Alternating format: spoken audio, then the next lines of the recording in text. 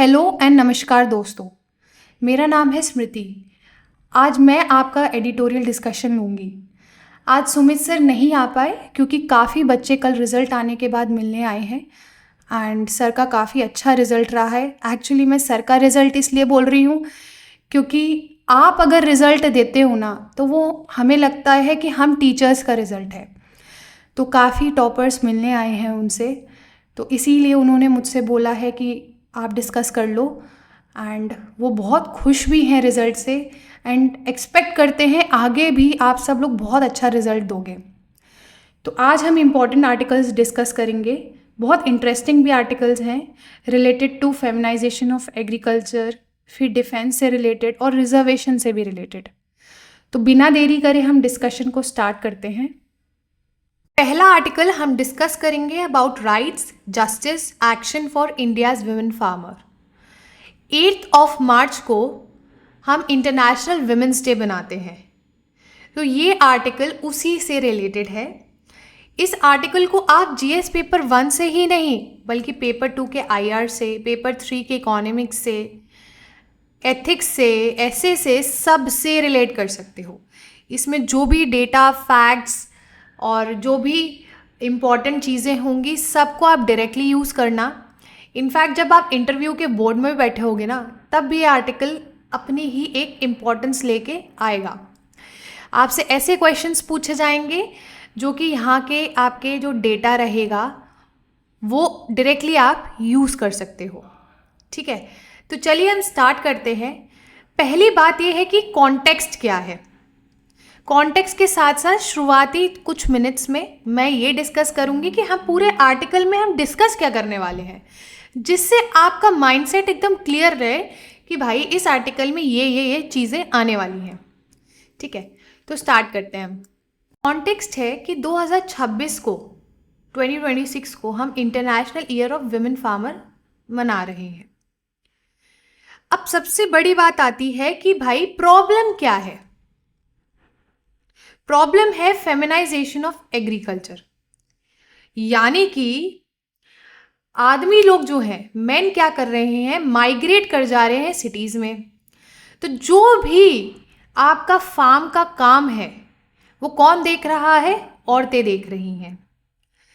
तो एक्चुअली में फार्मिंग कौन कर रहा है, विमेन कर रही हैं। लेकिन किसान का टैग किसको मिल रहा है, आदमियों को मिल रहा है। समझ में आया? तो कोर प्रॉब्लम है ही यही कि भाई जो खेती कर रहा है वो ही किसान नहीं कहला रहा है। ठीक है, अब बात करते हैं रिपल इफेक्ट की। यानी कि जब आपको पता है कि टाइटल किसके पास है, मैन के पास है, ऑब्वियसली बात है। जो ज़मीनें हैं किसके नाम पे हैं, वो आदमियों के नाम पे हैं। तो जो भी टेक्नोलॉजी है प्लस इंश्योरेंस है वो किसके नाम पे आएगा, आदमियों के नाम पे आएगा भाई। ये औरतों के पास जाएगा ही नहीं। तो वो कैसे अपने फार्म का मैनेजमेंट करेंगे जब उनके पास टेक्नोलॉजी ही नहीं होगी, उनके पास पैसा ही नहीं होगा, क्योंकि जो टाइटल है वो आदमियों के नाम पे है। तीसरी चीज है न्यूट्रिशनल पैराडॉक्स। अब यहाँ पे पैराडॉक्स क्या है, खेती कौन कर रही है, महिलाएं कर रही हैं। ठीक है, अब खेती महिला कर रही है, यानी कि पूरे देश का पेट कौन भर रही है, महिला भर रही है। लेकिन वो खुद ही क्या है, मैल नरिश्ड है, वो खुद ही क्या है, कुपोषित है। तो जो सबका पेट भर रही है वो खुद ही कुपोषित है। यहाँ पे क्या हो गया, पैराडॉक्स हो गया। अब यहाँ इस आर्टिकल में डिस्कस किए गए हैं 4 पॉइंट सोल्यूशन। भाई इसका सोल्यूशन क्या है, तो चलिए बिना किसी देरी के अब हम इसको आर्टिकल को बहुत डिटेल में डिस्कस करते हैं, तब जाके आपको बहुत क्लियर भी हो जाएगा कि आर्टिकल कहना क्या चाहता है। प्लस आप थोड़ा सा दिल पे ले लेना इस आर्टिकल को। जब तक दिल पे नहीं लोगे ना तब तक दिमाग में नहीं आएगा ये आर्टिकल। देखिए थीम क्या है बेसिकली इस वुमेन्स डे का। जैसे मैंने शुरुआत में आपको बताया था, rights, justice and action for India's women farmers, यानी कि इक्वल राइट्स और उनके इन्फोर्स करने के लिए इक्वल जस्टिस, ये है हमारा थीम। थीम डायरेक्टली पूछा जाता है स्टेट पीसीएस में भी, तो इसको याद रखना। क्या है? Rights, justice and action for India's women farmers. जैसे कि मैंने अभी बताया फेमिनाइजेशन ऑफ एग्रीकल्चर के बारे में, कि भाई आदमी लोग क्या कर रहे हैं? माइग्रेट कर रहे हैं, उन्हें नौकरियां चाहिए, ठीक है। तो पूरा जो भार है फार्म का किस पे आ जाता है? औरतों पे आ जाता है। तो ये इसी चीज़ को हम क्या कहते हैं? Feminisation of agriculture. लेकिन यहाँ ना एक बहुत बड़ा स्ट्रक्चरल डिस्कनेक्ट है। क्या है? Structural disconnect. क्या है? खेत में बीज बोने से लेकर फसल काटने तक सारा काम कौन कर रहा है? महिला कर रही है। लेबरर्स को पैसे वो दे रही है, इनपुट डीलर से बार्गेनिंग वो कर रही है, लेकिन क्या सिस्टम उसे किसान मानता है? जैसे मैंने अभी बताया, नहीं भाई, उसे किसान नहीं माना जाता है। क्यों? इसी को कहते हैं द टाइटल ट्रैप, यानी कि जमीन के कागज। भाई जिसके नाम पे कागज वो ही किसान।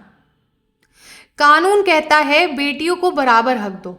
ये कौन सा कानून है? ये है हिंदू सक्सेशन अमेंडमेंट एक्ट 2005। पर असलियत क्या है? जमीन आज भी पुरुषों के नाम पर है, आदमियों के नाम पर है। इसके मेन 3 रीजंस हैं। यहां देखो, एक मिनट में थोड़ा सा साफ कर देती हूं। मेन 3 रीजंस हैं। क्या है? Patrilineal inheritance practice, limited legal awareness and administrative hurdles. मतलब समाज का नियम है जहां प्रॉपर्टी पिता की है ना, वो सिर्फ और सिर्फ बेटे को जाएगी। दूसरा है लिमिटेड लीगल अवेयरनेस। महिलाओं को अपने हक की जानकारी ही नहीं है, जो कि वो खड़ी होंगी। भाई जानकारी होगी तभी तो अपना हक मांगोगे, है ना। तीसरा है एडमिनिस्ट्रेटिव हर्डल्स। सरकारी दफ्तर के चक्कर काटना भाई आसान काम नहीं है, लगवाते रहते हैं। तो ये अभी भी जो औरतें इलिटरेट हैं या फिर इतनी जानकारी नहीं है उनके पास, इतना एक्सपोजर नहीं है उनके पास, उनके लिए बहुत बड़ा हर्डल बन जाता है। जो प्रोफेसर बीना अग्रवाल है ना, उन्होंने एक बात कही है। उन्होंने कहा लैंड्स राइट्स, जो लैंड के राइट्स है ना, ये मेजर है विमेन एम्पावरमेंट का। तो लैंड का मतलब क्या होगा? लैंड का मतलब है पावर, ना कि सिर्फ सॉइल। यानी कि लैंड सिर्फ मिट्टी नहीं है, लैंड का मतलब मिट्टी नहीं है, लैंड एम्पावरमेंट है। लैंड का मतलब है पावर होना। अब दूसरी चीज क्या आती है? डोमिनो इफेक्ट ऑफ एक्सक्लूजन, यानी कि एक कागज और हजारों नुकसान। इसका मतलब क्या है? चलो एक कंडीशन देती हूं, तुम थोड़ा सोचना। मानो अगर जमीन आपके नाम नहीं है तो क्या होगा? सारी सरकारी स्कीम्स जो हैं वो जमीनों के पेपर से जुड़ी होती हैं। इंस्टीट्यूशनल क्रेडिट्स हैं, यानी कि बैंक लोन्स, सब कैसे मिलेगा? अगर तुम्हारे पास ज़मीन होगी तुम्हारे नाम पे, उसको तुम क्या करोगे? गिरवी रखोगे, उसी पे तो तुम्हें लोन मिलेगा। अब भाई तुम्हारे नाम पे ही नहीं है ज़मीन, तो क्या तुमको लोन मिलेगा? नहीं मिलेगा। क्रॉप इंश्योरेंस, फसल बर्बाद हुई मानो, तो इंश्योरेंस का पैसा किसके पास जाएगा? जिसके नाम पे वो ज़मीन होगी। यानी कि अगर किसी महिला का हस्बैंड हो गया या ससुर हो गया या जो भी बेटा हो गया, तो इनके नाम पे ही सारा जो पैसा है, ठीक है, इंश्योरेंस है, वो इनके अकाउंट में जाएगा, ना कि महिला के पास जाएगा, ठीक है। और उसका वो मिसयूज़ बहुत ज़्यादा करते हैं, पी पा के इधर उधर पड़े रहते हैं, है ना। तीसरी चीज़ है irrigation schemes and tech. Subsidies उन्हीं को मिलती है जो ऑफिशियली किसान है, जैसे मैंने अभी डिस्कस किया था। तो ऑफिशियली किसान की डेफिनेशन क्या है भाई? जिसके नाम पे ज़मीन है। जो खेती कर रहा है वो किसान है ही नहीं। ये देखो, डेफिनेशन ही देख लो, ठीक है। महिलाओं का जो रोल है ना एग्री फूड सिस्टम में, वो बहुत बड़ा है, लेकिन फॉर्मली इनको रिकॉग्नाइज किया ही नहीं जाता। मतलब इनका जो रिकॉग्निशन है बहुत ज़्यादा कम है। उनका महिलाओं का क्या है, लेबर उनकी है, उनकी मेहनत है, लेकिन क्या है, एकदम अंडर वैल्यूड है, या फिर कहोगे अदृश्य है, इनविजिबल है।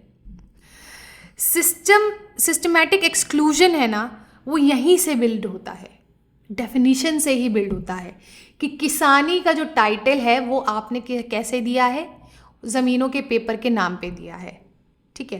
तो ये सिस्टमैटिक एक्सक्लूजन है, वो डिज़ाइन में ही है।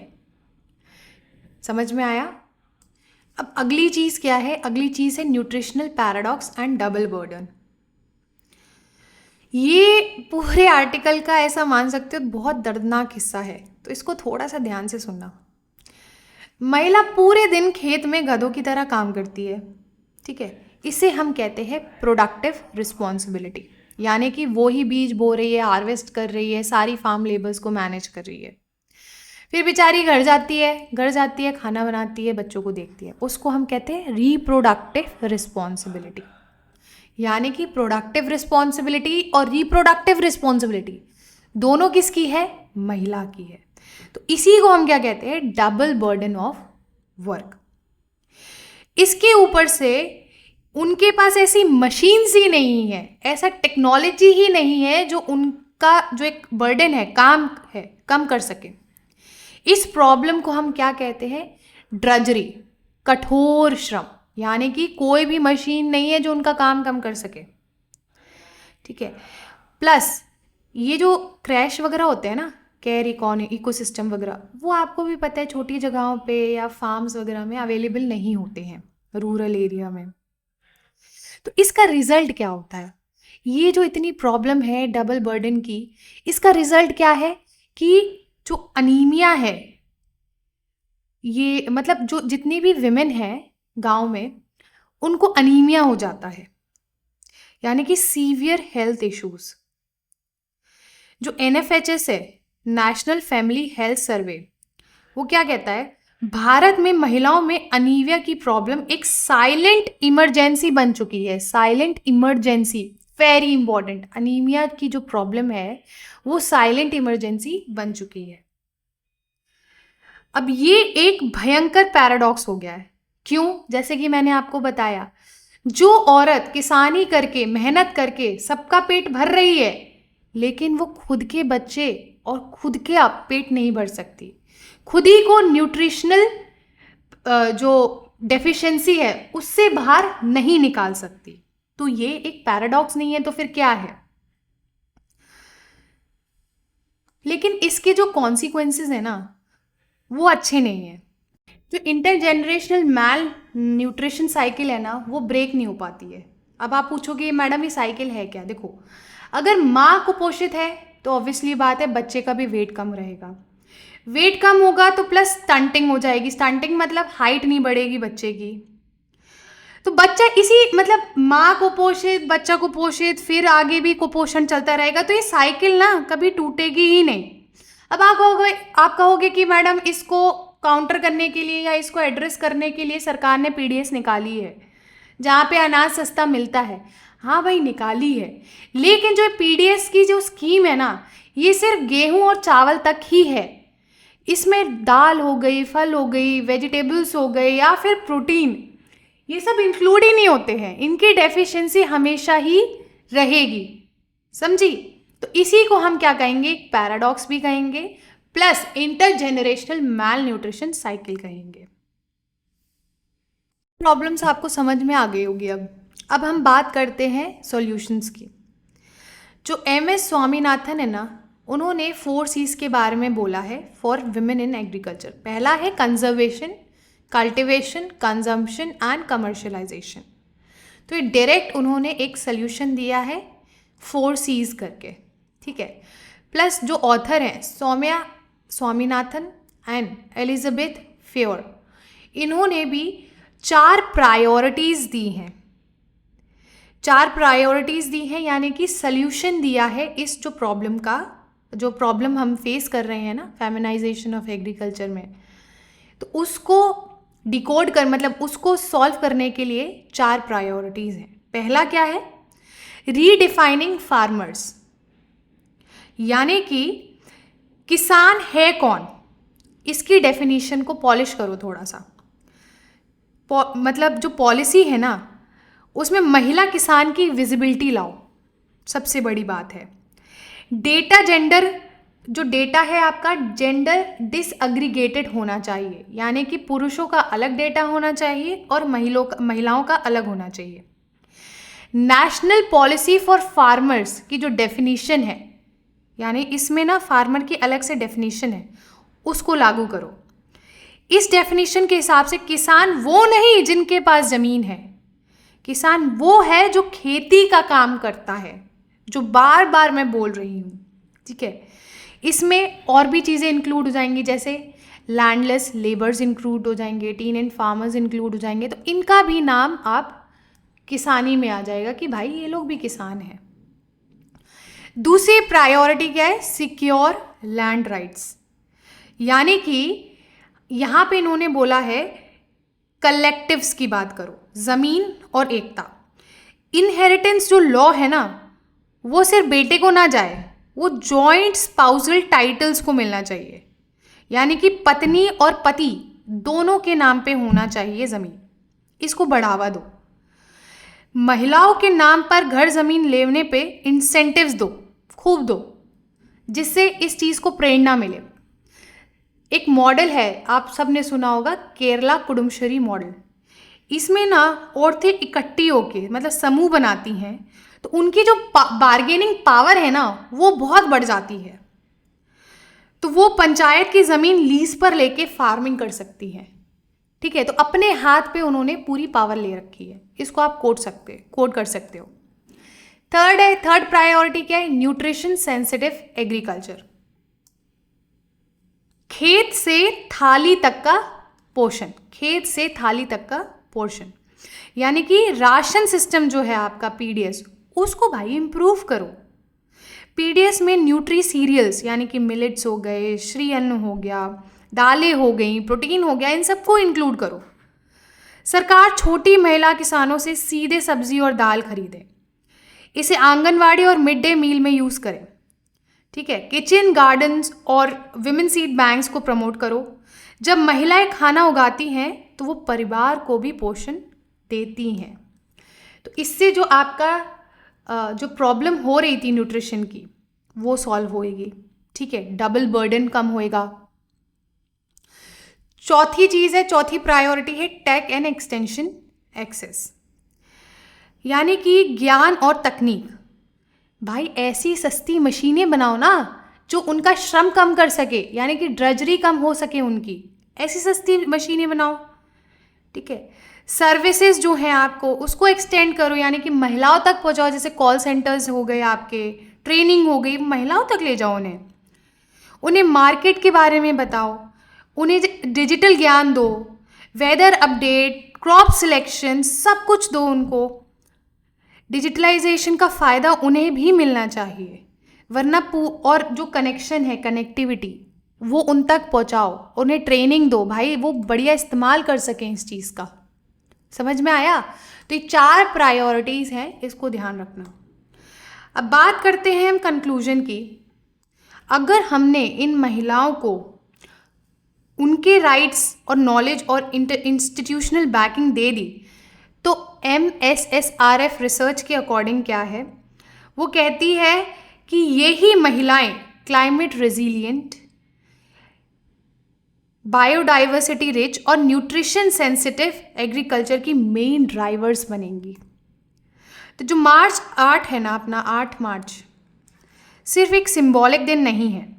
राइट, जस्टिस, एक्शन को ज़मीन पर उतारना पड़ेगा, तभी एक ट्रूली इक्विटेबल और नरिश्ड इंडिया बनेगा। आई होप ये आर्टिकल आपको बहुत अच्छा लगा होगा एंड समझ में भी आया होगा।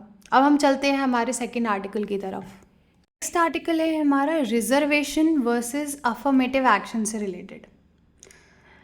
इस आर्टिकल को आप जीएस पेपर 1 के Indian society and GS paper 2 के सोशल जस्टिस से आप कनेक्ट कर सकते, plus very important essay and ethics.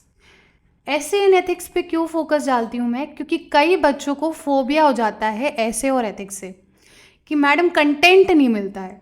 भाई कंटेंट इधर ही से मिलेगा, जो आप पेपर 1, पेपर 2, पेपर 3 के लिए पढ़ोगे ना, वही आपका ऐसे और एथिक्स के लिए एग्जाम्पल्स बनेंगे, प्लस डेटा फैक्ट्स जो भी होगा वो यहीं से मिलेगा। तो अपना माइंडसेट जब भी आप पढ़ रहे हो ना आर्टिकल को, वो ही लेके चलना कि वो जो भी नॉलेज आप गेन करोगे यहाँ आर्टिकल से, उसको अप्लाई करना है आपको एथिक्स और एसेस में। चलिए स्टार्ट करते हैं हम इस आर्टिकल को।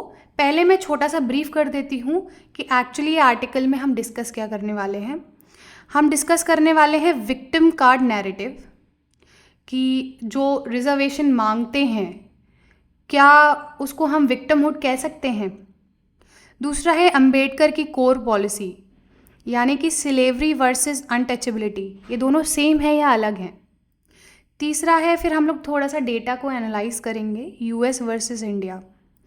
फिर गवर्नमेंट जॉब्स की रियलिटी क्या है, पब्लिक वर्सेस प्राइवेट सेक्टर की भी हम बात करेंगे। ठीक है, तो चलिए हम शुरू करते हैं सबसे पहले विक्टिम कार्ड नैरेटिव से। आजकल ना एक कॉमन आरोप लग रहा है। आरोप क्या है कि जो मार्जिनलाइज कम्युनिटीज़ हैं वो विक्टिम कार्ड प्ले कर रही हैं, वो सिंपैथी चाहती हैं। तो इसी को काउंटर करने के लिए नेत्रपाल जी ने, जो कि एक मतलब इनकम टैक्स कमिश्नर हैं, उन्होंने एक ब्रिलियंट सा आर्टिकल लिखा है। वो कहते हैं ये जो सोच है ना विक्टिम कार्ड की, ये बिल्कुल गलत है। क्यों? क्योंकि हिस्ट्री और कॉन्स्टिट्यूशनल मोरालिटी को लोग समझते ही नहीं हैं। कॉन्स्टिट्यूशनल मोरालिटी का एक्चुअली मतलब क्या है? संवैधानिक नैतिकता का मतलब ये है कि कॉन्स्टिट्यूशन के जो भी प्रिंसिपल्स हैं, इक्वालिटी, जस्टिस, इन सब को दिल से लगाना, यानी कि दिल से अपनाना, इसी को हम क्या कहते हैं? Constitutional morality. जब कोई दलित या फिर ट्राइबल अपने हक की बात करता है ना, तो वो विक्टिम नहीं है, वो स्ट्रक्चरल डिस्क्रिमिनेशन के खिलाफ आवाज़ उठा रहा है। इंडियन कॉन्स्टिट्यूशन आवाज़ उठाने को बीमारी नहीं मानता है, वो इसे रिफॉर्म का स्टार्टिंग पॉइंट मानता है। समझ में आया?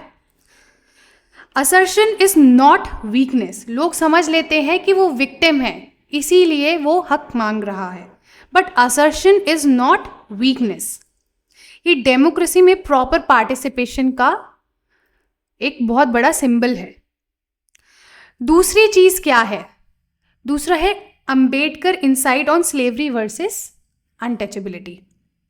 लोग अक्सर अमेरिका के ब्लैक लोग और इंडिया के दलित्स को कंपेयर कर देते हैं, ब्लैक्स एंड दलित्स, कि भाई वो लोग सेम है, बट नहीं। Doctor B R. अम्बेडकर ने एक बहुत ही ज़्यादा डीप बात कही थी, ध्यान रखना, इस पॉइंट को ऐसे में यूज़ कर सकते हो। अंबेडकर जी ने कहा अनटचेबिलिटी और स्लेवरी स्ट्रक्चरली अलग है। अनटचेबिलिटी एंड स्लेवरी दोनों अलग हैं। स्लेवरी का मतलब क्या है? गुलामी,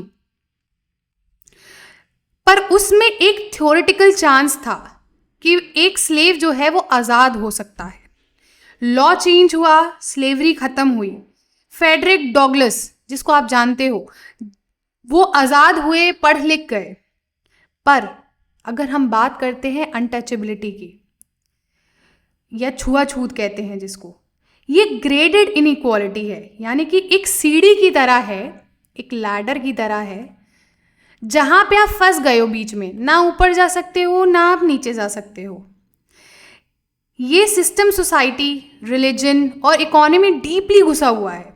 इसने सिर्फ दबाया नहीं है, इसने जनरेशन तक लोगों को स्टिग्मेटाइज और सेग्रीगेट कर दिया है। अब समझ में आया अनटचेबिलिटी और स्लेवरी कैसे अलग है। इसलिए डॉक्टर बी.आर. अम्बेडकर जी ने ना वार्निंग दी थी, सिर्फ लॉ बनाने से कास्ट स्टिग्मा खत्म नहीं होएगा, सामाजिक ऑर्डर बदलना पड़ेगा। एजुकेशन और एडमिनिस्ट्रेशन में स्ट्रॉन्ग इंटरवेंशन चाहिए। रिजर्वेशन कोई चैरिटी या गरीबी हटाओ स्कीम नहीं है। समझ में आया? ये इक्वल सिटीजनशिप का टूल है। इसीलिए वो एफर्मेटिव एक्शन की बात करते हैं। इक्वल सिटीजनशिप यानी कि जो अनटचेबल्स हैं, जिनको आप दलित्स कहते हो, भाई उनको भी वही हक दो जो नॉर्मल लोगों को है, जो अपर कास्ट के लोगों को है। ठीक है। अब हम बात करते हैं हायर एजुकेशन डिवाइड की, हार्वर्ड वर्सेस आईआईटी। ये बहुत इंटरेस्टिंग है, इसको ध्यान से देखना। और यूपीएससी में डायरेक्टली आप फैक्ट्स को कोट कर सकते हो, तो थोड़ा सा ना पेन और कॉपी लेके बैठना। यूएस में एफर्मेटिव एक्शन चलता है, वहाँ एलीट इंस्टीट्यूशन जैसे हार्वर्ड में डाइवर्सिटी मॉनिटरिंग होती है। अब कैसे मॉनिटरिंग होती है? जैसे हार्वर्ड में लगभग 25% जो फैकल्टी है वो माइनॉरिटी ग्रुप से आती है, यानी कि ब्लैक्स, हिस्पैनिक्स, एशियंस, ठीक है। लेकिन तब भी क्वालिटी वहाँ की अभी भी वर्ल्ड क्लास है। बट अगर हम यही बात आईआईटी की बात करते हैं या आईआईएससी की, तो 98% ऑफ जो प्रोफेसर्स हैं वो सोशली प्रिविलेज कास्ट से आते हैं। समझ में आया? असिस्टेंट और जो भी एसोसिएट प्रोफेसर्स हैं ना, वो भी उनका भी यही हाल है, मतलब जो प्रिविलेज कास्ट से आते हैं। पर ऐसा क्यों है? क्योंकि हमारे जो रिक्रूटमेंट का जो प्रोसेस है ना, उसमें ही बहुत सारे लूप होल्स हैं।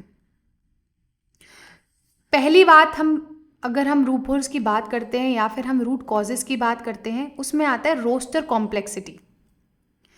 वैकेंसीज निकालने का मैथ बहुत कॉम्प्लेक्स कर दिया गया है, मतलब जानबूझ के उसको ऐसा डिफिकल्ट करा गया है कि जो उसका पॉजिटिव्स हैं वो परकुलेट ना हो पाए सोशली अनप्रिविलेज कास्ट के पास। दूसरा है इंटरव्यू फिल्टरिंग, रिटन में पास कर दो पर इंटरव्यू में फेल कर दो। तीसरा है नॉट फाउंड सूटेबल क्लॉज। यहाँ पे क्या होता है, जो भी आपके लिए जो सीट्स हैं ना, जो सीट्स वो सोशली अनप्रिविलेज कास्ट के लिए जो रखी गई हैं, मान लो कोई सिलेक्टेड होके आता है, रिटन निकाल के आता है, फिर कॉलेजेस में जाके क्या करते हैं, वो कह देते हैं यार ये जो कैंडिडेट है ना वो सूटेबल नहीं है, तो एनएफएस का क्लॉज लगा देते हैं, तो वो सीट क्या रह जाती है, वेकेंट रह जाती है। तो अब समझ में आया, इशू विक्टिमहुड का नहीं है, इशू है measurable access to institutional power का। यानी कि जो पावरफुल पोजीशन है ना, वहां तक पहुंचने ही नहीं दिया जाता है यार। तो फिर कहाँ से आप बात करोगे कि उनको एम्पावरमेंट मिल गया है या फिर वो विक्टिम कार्ड प्ले कर रहे हैं? समझ में आया? अब चौथी चीज हम डिस्कस करते हैं गवर्नमेंट वर्कफोर्स की। दो डेमोक्रेसीज यानी कि यूएस और इंडिया, दोनों की दोनों डेमोक्रेसीज हैं। अब यहाँ की सरकारी नौकरियों का कंपैरिजन हम देख लेते हैं।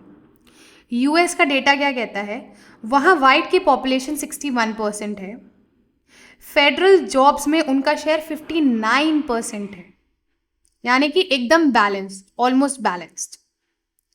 ब्लैक अमेरिकन्स की पॉपुलेशन का 18% है, फेडरल जॉब्स में उनका शेयर 12% है। थोड़ा गैप है पर फिर भी ब्रॉडली देखे तो अलाइंड है। और हायर एडमिनिस्ट्रेशन में जो ब्लैक का पार्टिसिपेशन है ना, वो लगातार बढ़ रहा है। लेकिन अगर हम इंडिया के डेटा की बात करें, इंडिया में एससी, एसटीज और ओबीसीज मिलाकर पॉपुलेशन का लगभग 80% है, लेकिन यूनियन गवर्नमेंट सर्विसेज में इनका टोटल रिप्रेजेंटेशन जो है थोड़ा सा 50% से थोड़ा सा ज़्यादा है। पॉपुलेशन शेयर और जॉब्स के बीच 28% पॉइंट का अभी भी गैप है। यहाँ गैप देखो और यहाँ गैप देखो, कहाँ पे गैप तुम्हें ज़्यादा दिख रहा है। लेकिन जो असल कहानी है ना, इस परसेंटेज के अंदर छुपी है। इसको बोलते हैं स्ट्रैटिफिकेशन। क्या बोलते हैं हम? स्ट्रैटिफिकेशन। रिजर्व्ड कैटेगरीज का कॉन्सेंट्रेशन कहाँ है? ग्रुप सी और ग्रुप डी, यानी कि प्यून, स्वीपर, क्लर्क्स, इन सब में। जब बात करते हैं हम ग्रुप ए की, यानी कि IAS, IPS, senior civil service, तो इनका रिप्रेजेंटेशन बहुत कम हो जाता है अभी भी। तो ये जो 28% का गैप है ना, ये छोटा नहीं है। ये दिखता है कि स्टेट सिस्टम के अंदर ऊपर बढ़ने में अभी भी बहुत बड़ा बैरियर है, स्टेट खुद में ही बैरियर है। एक और मेजर डिफरेंस है यूएस और इंडिया की अप्रोच में। यूएस में अफर्मेटिव जो एक्शन है ना, सिर्फ सरकारी कॉलेज तक लिमिटेड नहीं है, वो प्राइवेट कॉर्पोरेट सेक्टर तक जाता है। कॉर्पोरेट डाइवर्सिटी मेंटेन करता है। अगर फेडरल सरकार का ठेका चाहिए तो कंपनी में माइनॉरिटी रिप्रेजेंटेशन होना बहुत ज़रूरी है। वहाँ का इकोसिस्टम ब्लैक अपवर्ड मोबिलिटी को बहुत सपोर्ट करता है। क्या है? ब्लैक अपवर्ड मोबिलिटी को। लेकिन इंडिया में क्या हाल है? अगर हम इंडिया की बात करते हैं तो यहाँ पे क्या हाल है? रिजर्वेशन सिर्फ पब्लिक सेक्टर और पब्लिक फंडेड कॉलेजेस में है। प्राइवेट सेक्टर जो आज इकोनॉमी को चला रहा है, वहाँ कोई मैंडेटरी इंक्लूजन नहीं है। और आजकल पब्लिक सेक्टर जॉब्स वैसे ही श्रिंक हो रही हैं प्राइवेटाइजेशन की वजह से। तो इसके ऊपर प्राइमरी एजुकेशन का क्राइसिस है। मार्जिनलाइज्ड बच्चे अंडर रिसोर्स सरकारी स्कूलों में जा रहे हैं। इनइक्वालिटी तो यूनिवर्सिटी आने से पहले ही डीपली सेट हो जाती है, यानी कि स्कूल्स में ही सेट हो जाती है। अगर हम बात करें तो ऊपर यूनिवर्सिटी में तो वैसे ही आपको मिलेगी। समझ में आया? तो हम अब इस पूरे आर्टिकल की अगर कंक्लूजन की बात करें तो कंक्लूजन क्या है? लोग कहते हैं कि जो दलित असर्शन है ना, वो एक टेम्पररी ड्रग है। क्या है? Temporary drug. ये गलत क्लेम है। देखो, कॉन्स्टिट्यूशन ने ना रिजर्वेशन कोई इमोशनल कंपनसेशन या फिर सिंपैथी के लिए नहीं बनाया है। ये एक करेक्टिव मेजर है, करेक्टिव मैकेनिज्म है। एक ऐसी सोसाइटी में जहाँ सोशल कैपिटल और नेटवर्क से लाइफ डिसाइड होती है, वहाँ इंटरवेंशन ज़रूरी है। डेटा उठाकर देख लो, land ownership, wealth distribution, literacy, हर जगह एम्पेरिकल एविडेंस दिखता है कि दलित्स और आदिवासीज में अभी भी इंटरजेनरेशनल डिस्पैरिटी जिंदा है। एक फेमस स्कॉलर हैं मार्क गैलेंटर। उन्होंने अपनी बुक कंपीटिंग इक्वालिटीज़ में कहा है कि इंडिया का रिजर्वेशन सिस्टम ना दुनिया का सबसे बड़ा और यूनिक अफर्मेशन एक्शन प्रोग्राम है, पर हमें इससे प्रॉपरली इम्प्लीमेंट करना पड़ेगा। मतलब प्रोग्राम तो बहुत बढ़िया है, लेकिन इम्प्लीमेंटेशन बहुत बढ़िया होना चाहिए इसका। देखो यार, ये कोई ना मॉरल कंपटीशन नहीं है कि किसने ज़्यादा सफ़र किया है। ये डेमोक्रेटिक अकाउंटेबिलिटी का सवाल है। अगर इंडिया को सच में विकसित भारत बनना है तो वेल्थ क्रिएशन, सिविल सर्विसेज और नॉलेज सिस्टम्स में ऐसी इनइक्वालिटीज़ नहीं चल सकती। रियल प्रोग्रेस का बेंचमार्क ये नहीं है कि हम कितनी अच्छी बातें करते हैं। रियल प्रोग्रेस है टैंजिबल पैरिटी, यानी एजुकेशन, जॉब्स और इंस्टीट्यूशनल अथॉरिटी में बराबरी दिखनी चाहिए। जब SC, ST, OBC रिप्रेजेंटेशन उनकी पॉपुलेशन के हिसाब से होगा ना, तब विक्टिमहुड की जो डिबेट है वो खुद ब खुद ख़त्म हो जाएगी। आई होप ये आर्टिकल आप सबको बहुत अच्छे से क्लियर हुआ होगा एंड काफ़ी सारे पॉइंट्स मिले होंगे आपको फॉर द रिजर्वेशन वाली डिबेट के लिए। चलिए अब चलते हैं नेक्स्ट आर्टिकल की तरफ। नेक्स्ट आर्टिकल है हमारा डिफेंस टेक्नोलॉजी से संबंधित।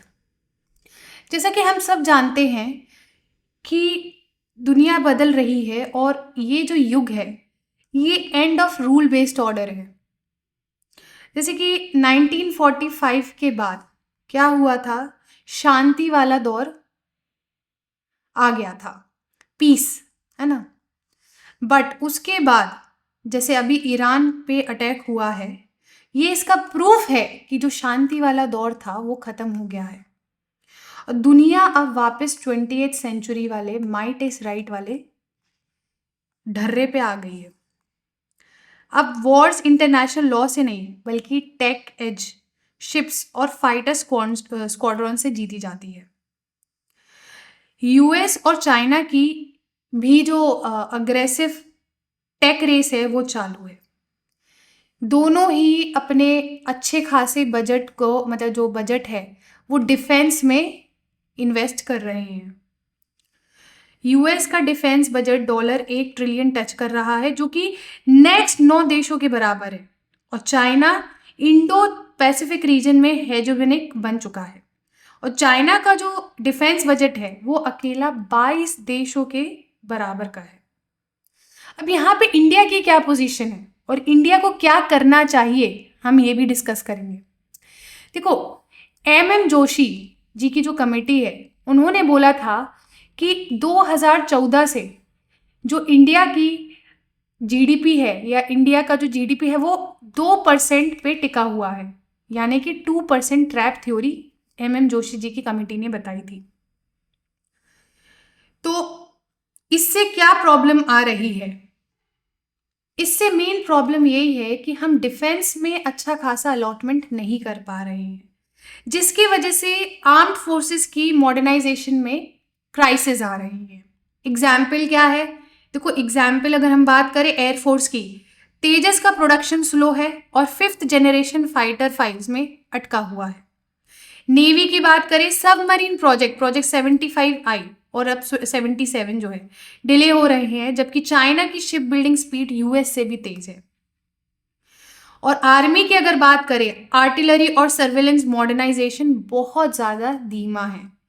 तो ये जो प्रॉब्लम है वो किसकी वजह से है? बजट एलोकेशन या फिर बजट स्टैग्नेशन की वजह से है। राइटर कह रहे हैं जो आत्मनिर्भर भारत है ना, ये सिर्फ एक अनाउंसमेंट है। क्यों? हमने 2025 में मतलब 2025 के लिए टारगेट सेट किया था 35,000 करोड़ के एक्सपोर्ट्स का, लेकिन सिर्फ 23,000 करोड़ तक पहुंचे। सरकार ने अपनी गलती सुधारने की बजाय क्या किया? 2029 यानी 2029 के लिए 50,000 करोड़ का नया टारगेट दे दिया। तो जो राइटर है ना, इस चीज को कहते हैं announcement is the achievement syndrome, यानी कि ये जो भी हम अनाउंस करते हैं या फिर जो टारगेट हम अचीव करने की कोशिश करते हैं, ये सिर्फ अनाउंसमेंट है, वहां तक हम अभी पहुंच नहीं पाते हैं। तो यहाँ पे उन्होंने सॉल्यूशंस भी दिए हैं कि भाई इन सब प्रॉब्लम का सॉल्यूशन क्या है। राइटर बोलते हैं कि भाई एक क्लियर रोड मैप बनाओ। डिफेंस बजट को 2030 तक जीडीपी का 3% और 2035 तक 5% करना ही होगा। प्राइवेट इंडस्ट्री, आईआईटीज और गवर्नमेंट लैब्स को मिलाकर एक कोहेरेंट डिफेंस R&D सिस्टम बनाना पड़ेगा ताकि हम क्रिटिकल टेक में आगे बढ़ सकें। तो ये सारे क्या है? सॉल्यूशंस दिए गए हैं। एक बहुत अच्छा कंक्लूजन है इस आर्टिकल का। विंस्टन चर्चिल ने एक फ्रेज यूज करा था, लोकस्ट ईयर, टिडियो द्वारा बर्बाद किया गया साल। वो साल जब आपने कुछ नहीं किया, मतलब आपको जब करना चाहिए था और आपने कुछ नहीं किया और दुश्मन ताकतवर होता गया, उसको लोकस्ट ईयर कहा जाता है। तो लेखक कहते हैं, राइटर कहते हैं, हमारे लोकस्ट ईयर अब खत्म होने चाहिए भाई। हमें जागना पड़ेगा और तुरंत जागना पड़ेगा, क्योंकि अब पूरा जो इकोसिस्टम है, पूरा जो वर्ल्ड ऑर्डर है, रूल बेस्ड ऑर्डर है, वो बदल चुका है और इंडिया को भी अब जागना पड़ेगा और आगे बढ़ना पड़ेगा। तो ये था हमारा आज का discussion. Thank you so much.